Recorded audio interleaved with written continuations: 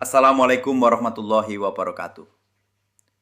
Pertanyaan tentang terbunuhnya Utsman bin Affan itu sering dibungkus dengan narasi sederhana, fitnah, pemberontak, atau takdir.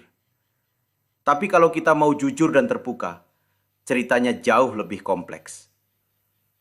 Utsman adalah khalifah ketiga setelah Umar bin Khattab. Di awal pemerintahannya, semuanya relatif stabil. Tapi semakin lama, muncul kritik keras, terutama soal nepotisme. Beberapa posisi penting diberikan kepada kerabatnya dari Bani Umayyah. Secara manusiawi, ini bisa dimengerti. Dia percaya orang dekat, tapi secara politik, ini berbahaya. Muncul kesan bahwa kekuasaan mulai bergeser dari umat ke keluarga. Dari situ, ketidakpuasan mulai menyebar, dari Mesir, Kufah, sampai Basrah. Masalahnya bukan cuma soal jabatan, tapi juga soal keadilan dan distribusi kekuasaan.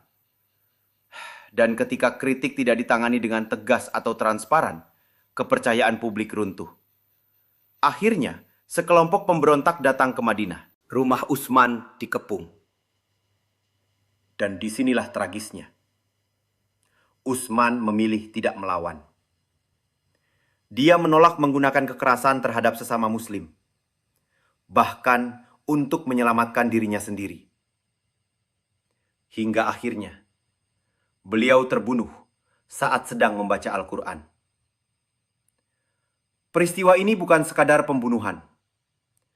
Ini adalah awal dari konflik besar dalam Islam, yang nanti berujung pada perang saudara di masa Ali bin Abi Thalib. Jadi kalau ditanya, kenapa Utsman terbunuh? Jawaban jujurnya, bukan karena satu sebab, tapi kombinasi dari kebijakan politik yang kontroversial, ketidakpuasan sosial, lemahnya kontrol terhadap konflik, dan situasi yang akhirnya meledak jadi kekerasan. Ini bukan cerita hitam putih.